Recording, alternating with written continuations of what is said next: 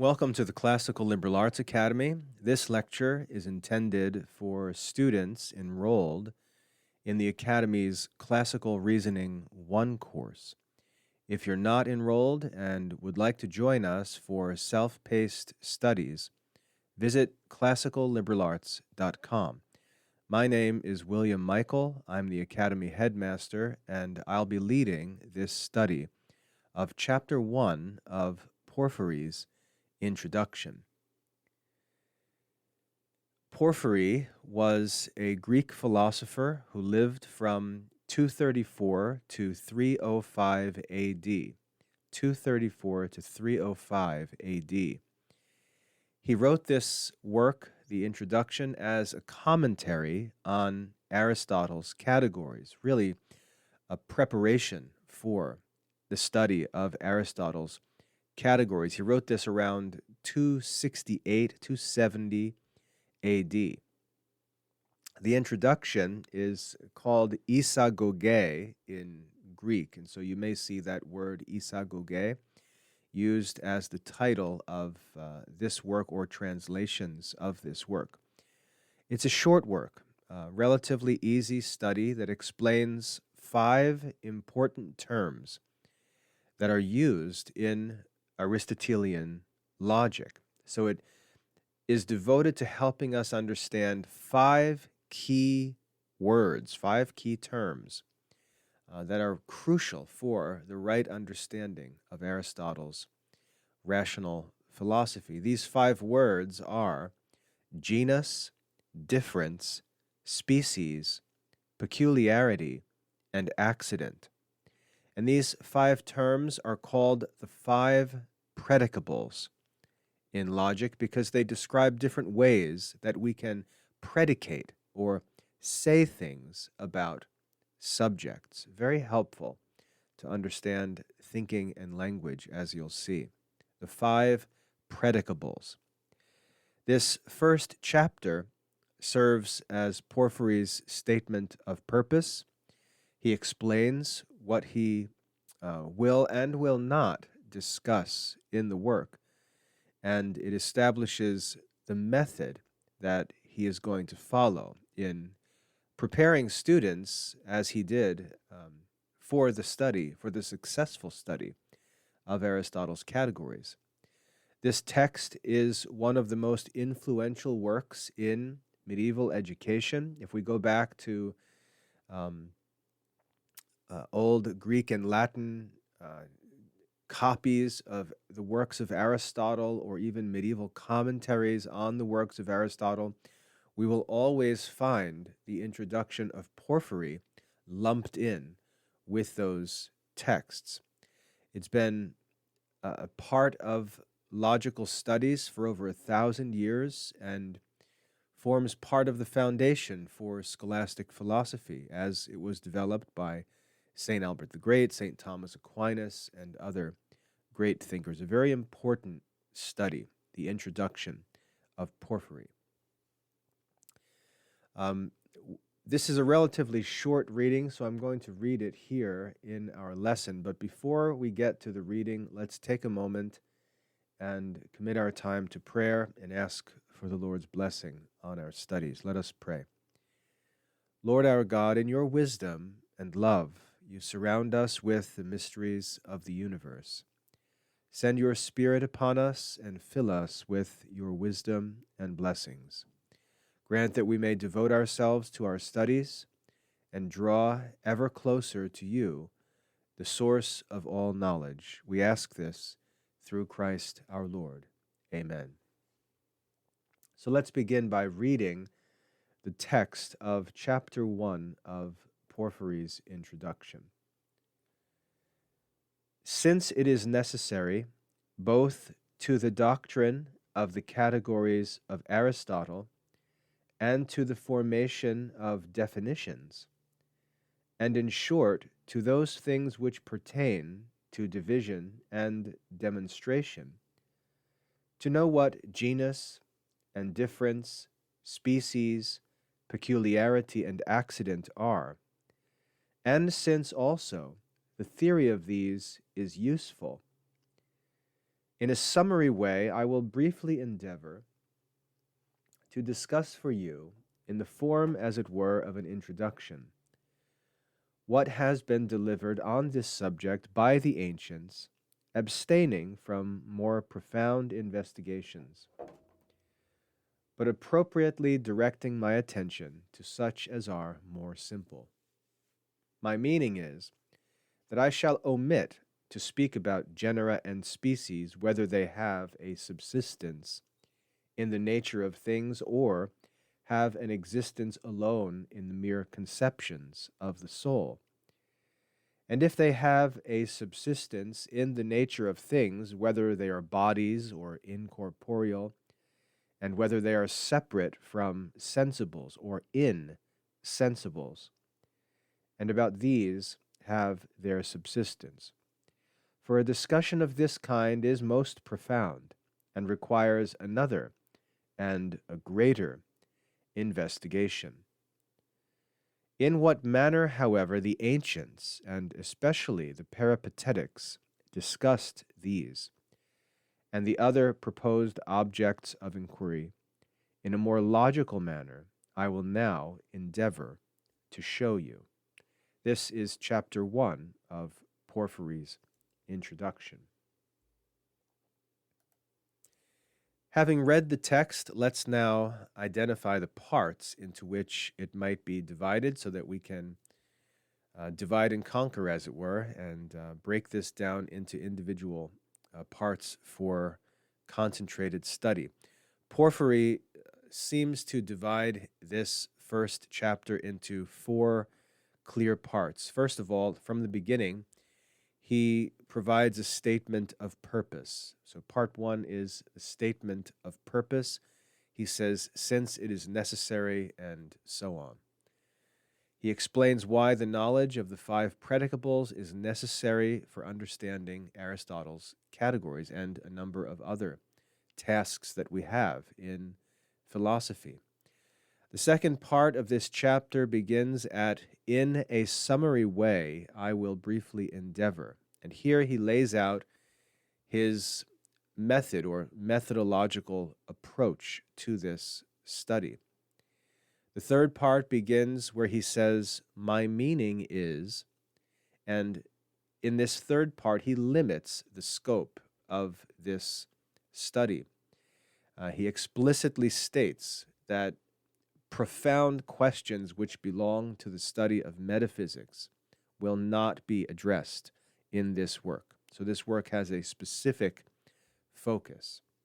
And then lastly, in part 4, where he says, in what manner the ancients, he tells us that he is going to focus entirely on the content that applies to the study of logic. He's going to focus on logic. And it's worth noting that he mentions the Peripatetics, who are the followers of Aristotle. Remember, for the sake of chronology, I said that Porphyry wrote this introduction around 270 AD. So we're talking 500 years after Aristotle wrote the categories, 500 years after Aristotelian philosophy was taught.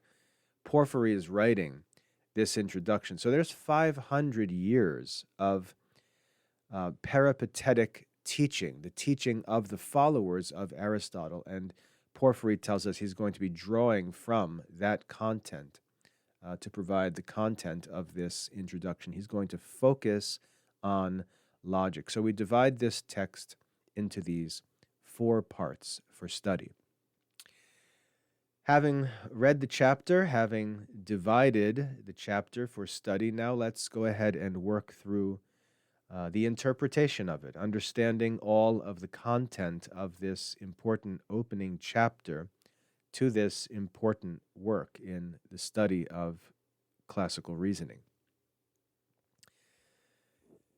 Porphyry begins, as I said, with his statement of purpose. He says, since it is necessary both to the doctrine of the categories of Aristotle and to the formation of definitions, and in short, to those things which pertain to division and demonstration, To know what genus and difference, species, peculiarity, and accident are, and since also the theory of these is useful. So we have a clear statement of purpose.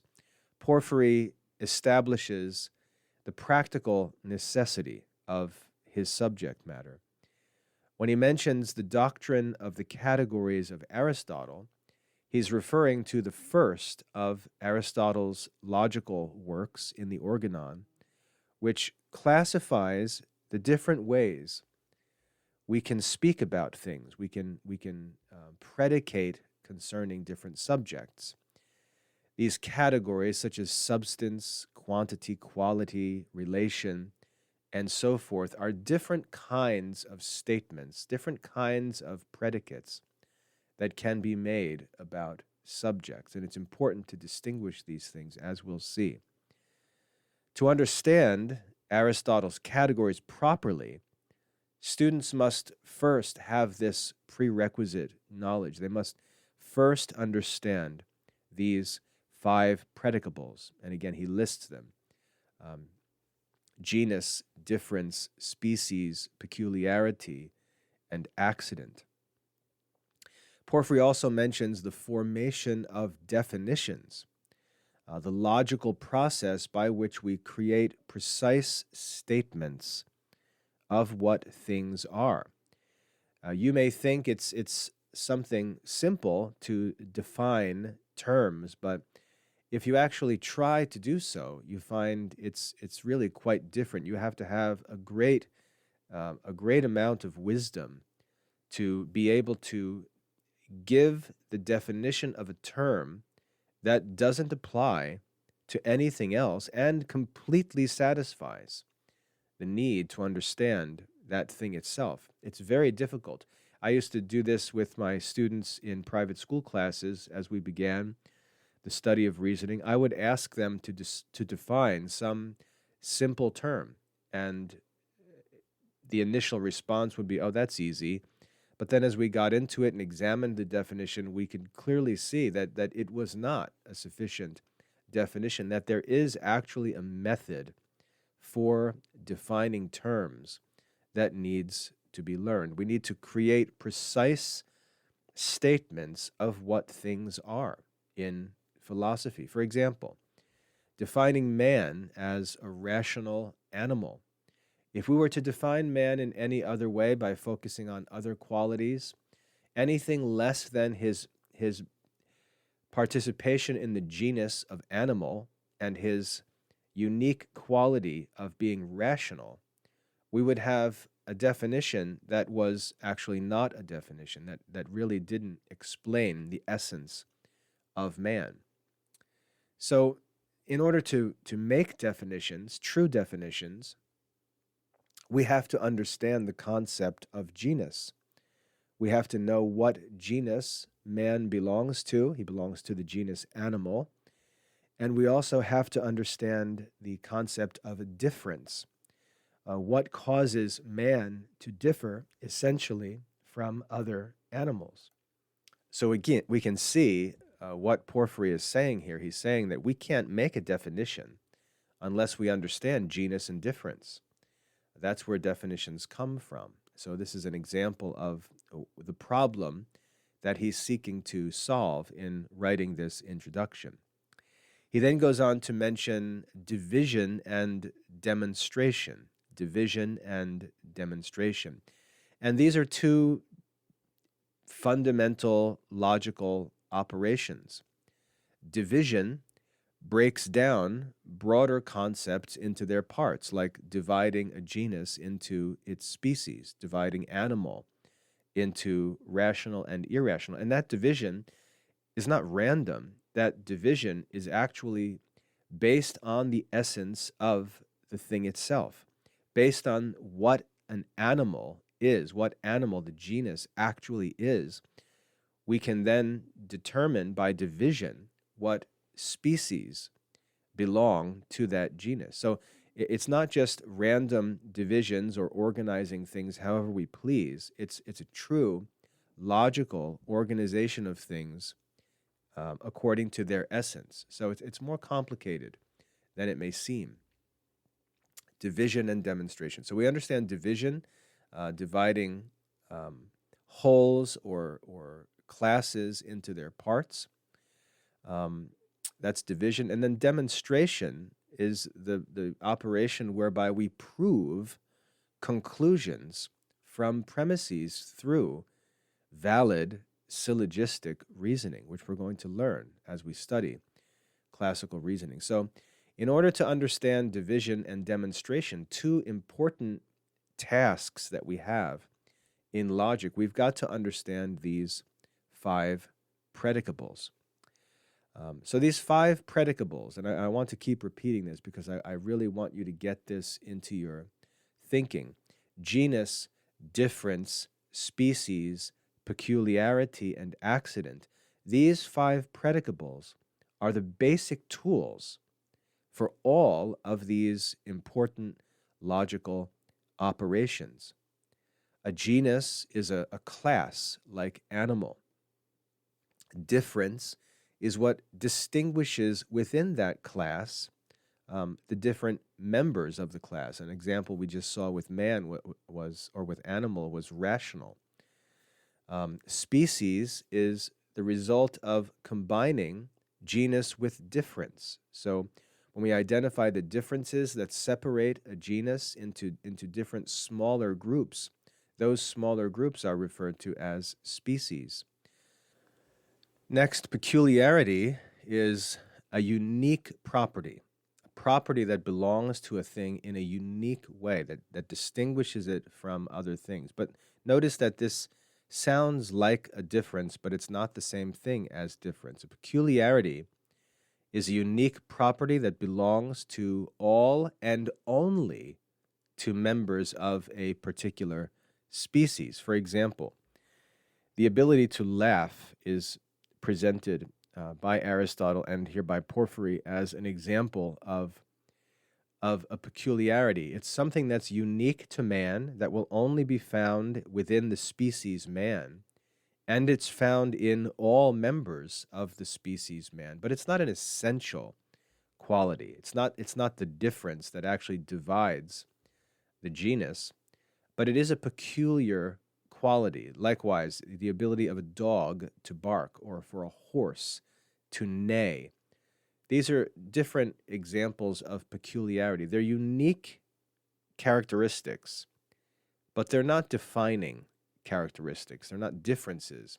Another of the predicables is peculiarity. And then lastly, accident. Accident is a property that may or may not be present in a thing at different times, in different circumstances, and so on. For example, if we think of a dog, we could say that the dog is hot or the dog is not hot. Let's say the dog's been running around, it's sweating, panting.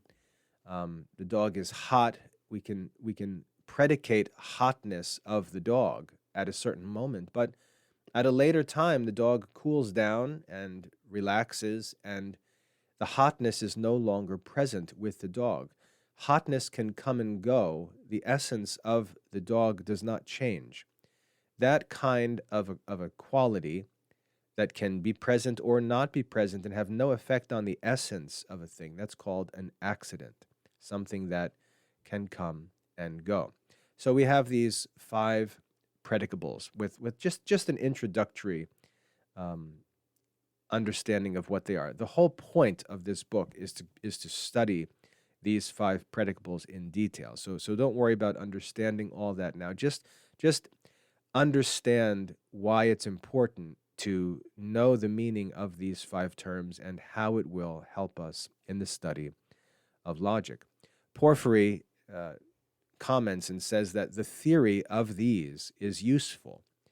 He is explaining to us that it's not merely an academic exercise, but this is really practical knowledge. This is useful for clear thinking and argumentation. So this is not some abstract philosophical study we do just for the sake of learning something that might be learned. This is actually, as we'll see, and as I'll try to emphasize, a study that's very, very practical and useful in everyday life. In fact, I tell my students that the study of Porphyry's introduction is really what separates learned people from unlearned people. When we're talking about classical education, the difference between people who have classical education and people who don't, people who traditionally would be called learned and people who were unlearned, the difference is understanding these concepts and learning to recognize them in all different areas of life and thinking according to this system of the five predicables. So very important, very practical. Moving on to the second part of the lesson, Porphyry says, in a summary way, I will briefly endeavor to discuss for you, in the form, as it were, of an introduction, what has been delivered on this subject by the ancients, that is, by men whom Porphyry considered to be ancients. He says, abstaining from more profound investigations, but appropriately directing my attention to such things as are more simple. So Porphyry establishes his pedagogical method, his method of teaching. He says, in a summary way and briefly, indicating that this is going to be an introductory treatment that serves a very specific end, namely to prepare us for the study of Aristotle's categories. He's not even pretending that this is some kind of exhaustive analysis of these subjects. It's a brief introduction. When he says what has been delivered on this subject by the ancients, we see that Porphyry sees himself as transmitting to his student established wisdom. He's not creating some kind of new doctrine. He's not an innovator, doesn't even consider himself to be a teacher in any real sense. He's simply a tutor who's sharing a knowledge of what the ancients have taught about these important subjects with his student. It shows the kind of humility that I talk about in the Classical Liberal Arts Academy, where we don't see ourselves as innovators, we don't see ourselves as the possessors of some kind of secret wisdom, but we're simply tutors who are like more experienced students who share the fruits of that experience with our students. It's a humble approach that characterizes all good teaching. When Porphyry refers to the ancients, he is really referring to Aristotle and his followers. That's why he refers to them as peripatetics. That was the name of Aristotle's school of philosophy. The followers of Aristotle were called peripatetics. Now, it may include other Greek philosophers. He may pull some, ideas from other influential Greeks, but primarily he is sharing with his student what Aristotle and his followers themselves have to say about these five predicables, so we can prepare our vocabulary to be appropriate for the study of Aristotle's work. It's also important to see that he says that he will abstain from more profound investigations. Now, the reason why that's important is because it gives us a signal that there's a lot more to be said about these subjects than we're going to read about in this work. This work has a very specific pedagogical function to help a student prepare for the study of Aristotle's categories. These five predicables are very important for that study, but there's a lot more to be said about them than is going to be discussed in this book. And he directs us to a more profound investigation. And when he says this, what he's referring to is the science of metaphysics. So if we want to understand, this is how all of our studies work together. If we really want to understand the five predicables, which are essential for a true understanding of the art of reasoning, we will have to study metaphysics. So we see how these different studies all collaborate and work together. And when we go through metaphysics, we'll be sure to clarify all of these important topics and then use them to feed back into our study and reflection on Aristotle's works in reasoning. He acknowledges that there are deeper philosophical questions involved in this study, but he's going to focus on, quote unquote, such as are more simple, because this is an introduction. And this reflects a sound principle in education or in teaching. Now, we can learn not just this art of reasoning from these masters, but also how to teach, the art of teaching itself. Students need to master basic concepts before tackling advanced problems. That seems obvious, but what happens to many students is that they'll take up the study of, let's say, Aristotle's categories. They'll start reading and they'll say, I don't understand this. I don't get it.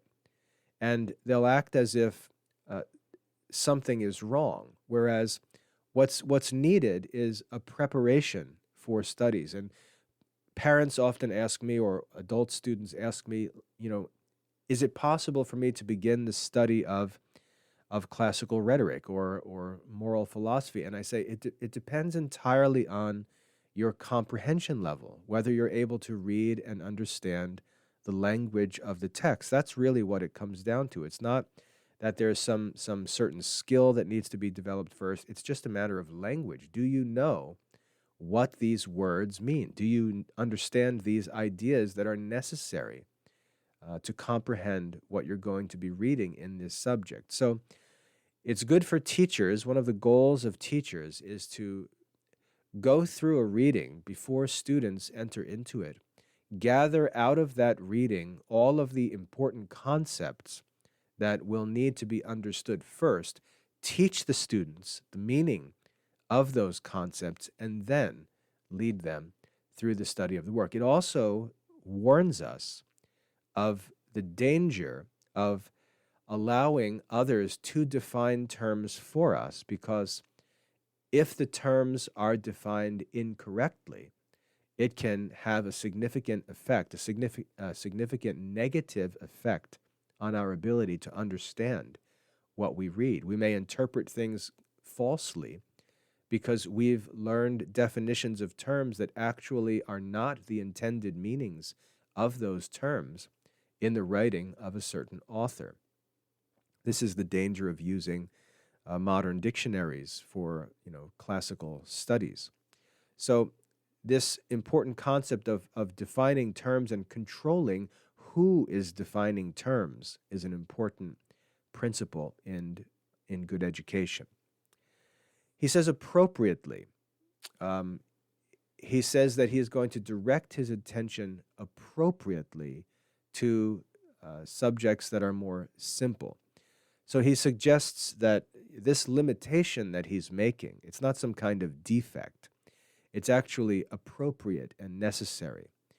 A proper choice is being given to his audience to serve a specific purpose. And we need to respect his work and read it and appreciate it in light of the end that he has made very clear. Not pretend this is intended to stand alone by itself as some kind of complete discussion of the five predicables, but it's intended as an introduction for Aristotle's categories. This restraint that we see in Porphyry, which is respectable, it's a sign of humility, of expertise, of experience in teaching, and also of patience in teaching. We're not going to pretend that we're going to solve every problem here.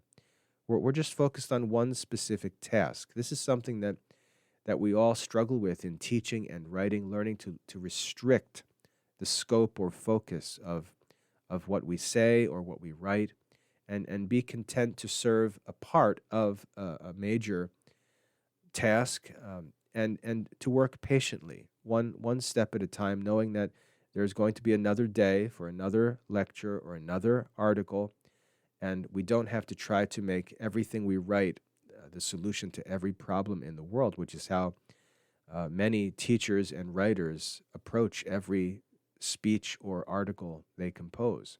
It's a fault of inexperienced or arrogant or impatient teachers to go too far in an individual activity.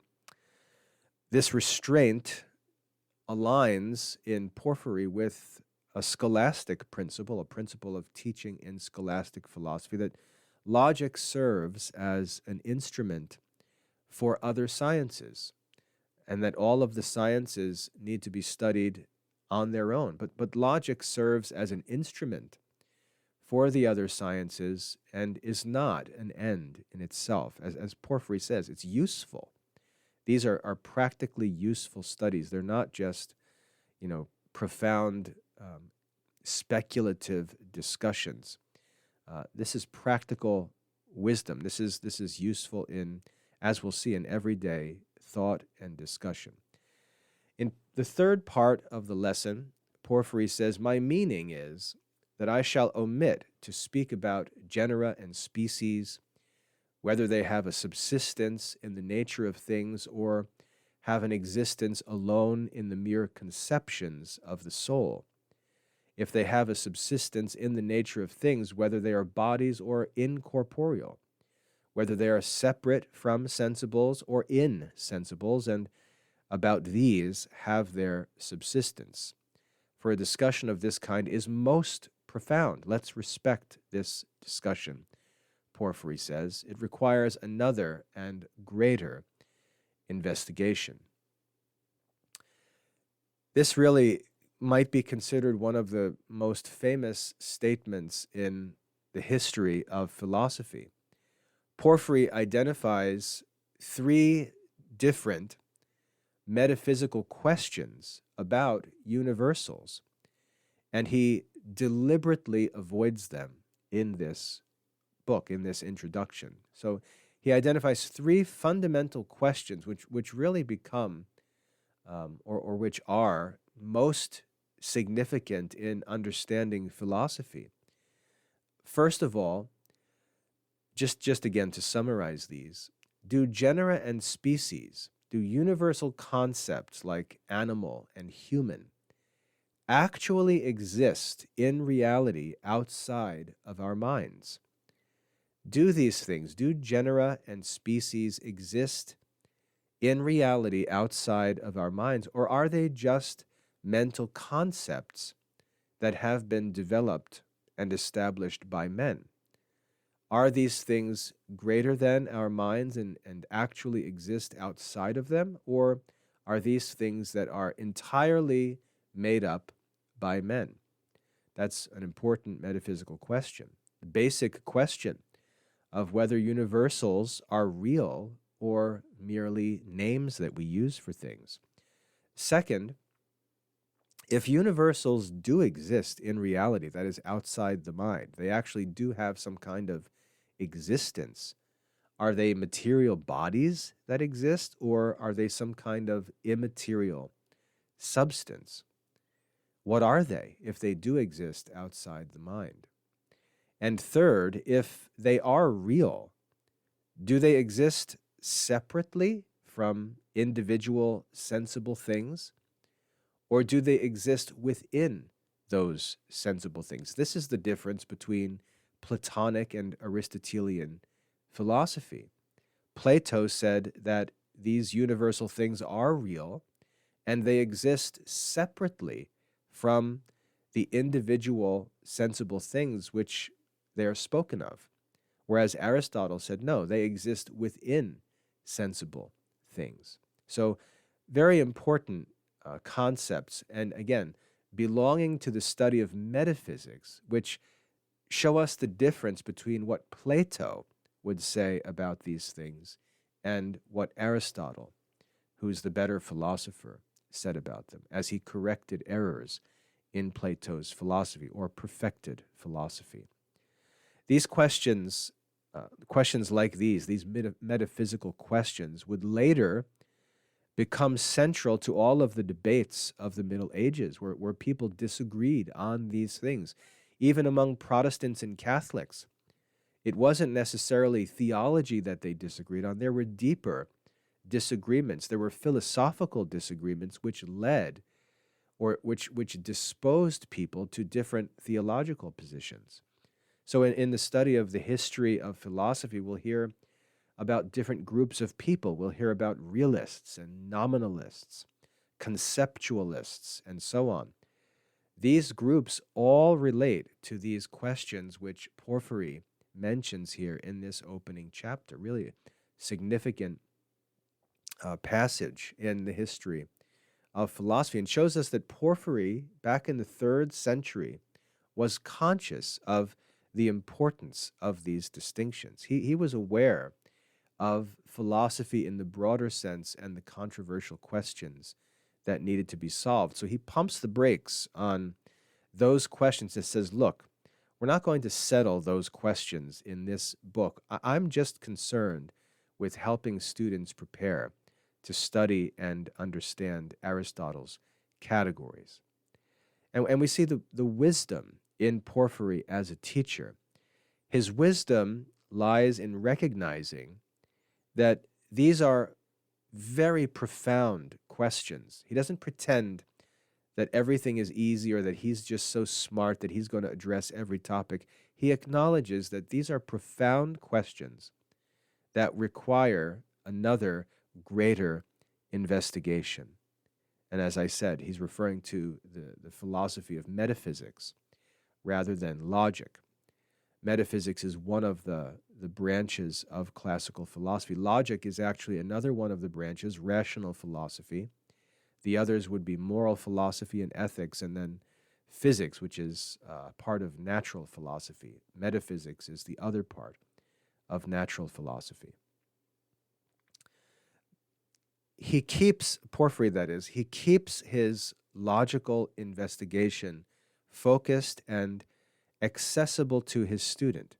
He doesn't overwhelm his student. He doesn't try to show off and pretend he's so smart by talking about all kinds of lofty, far-off subjects and leaving his students in confusion.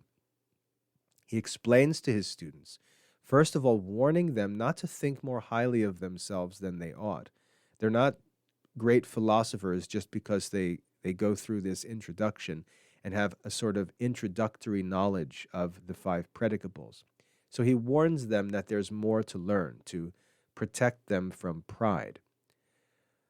And he focuses his study on specifically what's needed for the present moment, which reveals his prudence and patience, which really come from experience in teaching.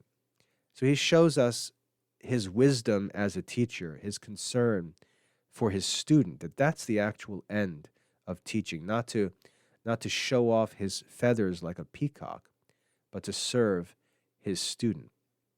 And this approach that he takes was influential in medieval education, where we find logic being studied before metaphysics in the curriculum. St. Thomas Aquinas would address these profound questions in his writings on metaphysics, following the teaching of Aristotle and holding that universals, just to be aware of what Thomas Aquinas taught on this subject. Thomas Aquinas taught that universals do exist in individual things, as Aristotle taught, and in the mind, which abstracts them, but that they do not exist as Platonic forms. So Catholic philosophy was not Platonic, but followed the teaching of Aristotle. I don't want to go into that too much, though. Just so you're familiar with where Catholic teaching or scholastic philosophy stands, that's sufficient. Let's move on to the 4th and final part of this opening chapter. Porphyry says, in what manner, however, the ancients, and especially the Peripatetics, discussed these, and the other proposed objects of inquiry in a more logical manner, I will now endeavor to show you.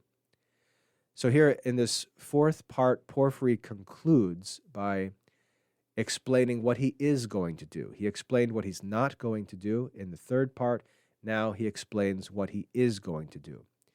He refers to the ancients, again, to earlier Greek philosophers, but he specifically mentions the peripatetics, the followers of Aristotle.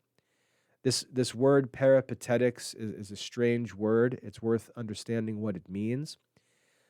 It literally means those who walk around. The word peripatein in Greek means to walk around. It's very simple.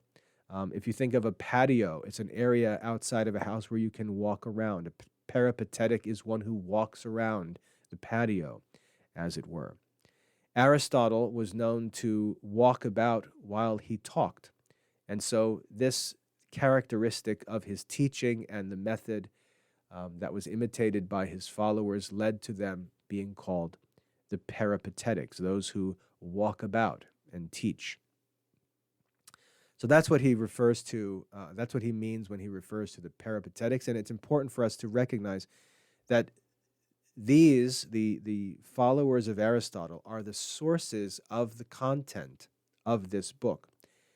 What he's going to say about the five predicables is coming from Aristotelian teaching, the Aristotelian tradition in philosophy. That's important to clarify. By focusing on how they discussed these concepts, these five predicables, in a more logical manner, as he says, Porphyry indicates that he's going to treat the five predicables in this Aristotelian tradition as logical tools. That's his concern. How the five predicables serve the study of logic, not as they are in the study of metaphysics, as metaphysical entities to be explored in speculative philosophy. So we're focused on the five predicables not as metaphysical entities, but as logical tools for this specific study. He's going to examine how these terms function in reasoning, in making definitions, and in classifying things without getting into deeper questions about their ultimate reality, what they are in and of themselves. He says, I will now endeavor to show you. I will now endeavor to show you. What he's going to teach is going to be demonstrative. He's going to show us, to prove to us the truth of this teaching. He's not merely going to assert things as if he's the authority. He's going to show us what was signified by the use of these terms in Aristotelian philosophy. He's going to provide examples and explanations to make these logical explanations clear for us. This is what makes this study so useful, so valuable for our future study of logic. He's going to provide, as I said, examples that prove to us that these are the true meanings of these terms as they are used by Aristotle. This approach that Porphyry takes was very successful. This is why, as I said, Porphyry's introduction was included in medieval sources on Aristotle all through medieval times. After the logical works of Aristotle were restored in Catholic study by the Scholastic philosophers, Porphyry's introduction was always included because it was recognized as being necessary for the right study of Aristotle's logic. This approach that Porphyry takes will allow students to master the logical use of these concepts before they encounter them in Aristotle's writings, before they deal with them as complex metaphysical ideas. He's preparing the student for the study of Aristotle's categories. and is taking his knowledge of these concepts, of these five predicables, and is separating what directly relates to the study of logic from all other knowledge to make available to the student what's necessary to move forward in the study of logic, and simply taking out of the way anything that would be unnecessary or distracting to the present purpose. A very valuable teaching resource, this introduction by Porphyry, and that brings us to the end of this first chapter. Now, to finish up, what I'd like to do is give you 8 points that are worth memorizing, which summarize the most important concepts in the lesson. So 8 points of memory work, which I'll share with you right now. Number 1, the 5 predicables are genus, difference, species, peculiarity, and accident, the subject of this book. The 5 predicables are genus, difference, species, peculiarity, and accident. Number 2, knowledge of the 5 predicables is necessary for understanding Aristotle's categories. Knowledge of the 5 predicables is necessary for understanding Aristotle's categories. Number 3, the predicables are essential for forming definitions. The predicables are essential for forming definitions. Number 4, division and demonstration require understanding of the predicables. Division and demonstration require understanding of the predicables. Number 5, Porphyry focuses on logical treatment rather than metaphysical questions. Porphyry focuses on logical treatment rather than metaphysical questions. Number 6, the 3 avoided questions, the 3 metaphysical questions that Porphyry says he's going to avoid, concern whether universals exist in reality, whether they are corporeal or incorporeal, and whether they exist separately or in sensible things.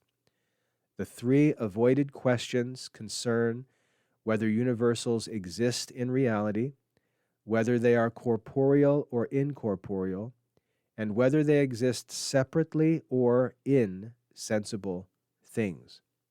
Number 7, the Peripatetics are the followers of Aristotle who developed logical methods.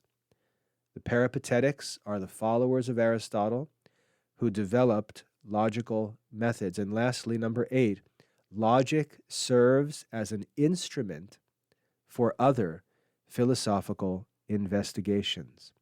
Logic serves as an instrument for other philosophical investigations. So in this lecture, we've studied chapter 1 of Porphyry's introduction. We've discussed the 5 predicables.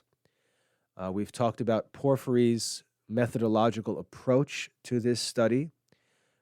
We've talked about the 3 important metaphysical questions that he avoids in this book, and the distinction between logical and metaphysical investigations.